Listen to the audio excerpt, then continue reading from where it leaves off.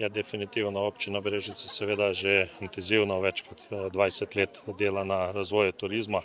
Zato smo izdelali tudi strategije, ki so prenesle najprej seveda močne zavode, Posavski muzej in pa ostale kadre. Prav tako smo naredili veliko znamenitosti.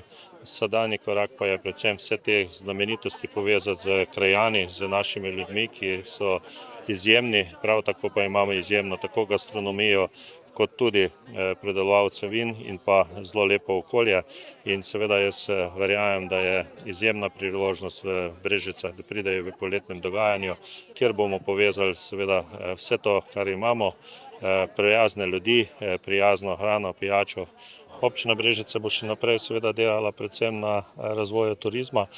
Treba povedati, da prihajamo v fazo, kjer ni najbolj pomembno samo številke, koliko gostov prihaja, ampak si želimo kvalitetnih gostov, ki bojo kvalitetno prebivali v našem okolju, kjer bojo spoznali tako našo prečudovito naravo, prijazne ljudi in pa dobro gastronomijo. Seveda tu je pa pomembno, da vsi skupaj sodelujemo in naredimo tako naše poletje prijazno za turiste, kakor tudi za domačine.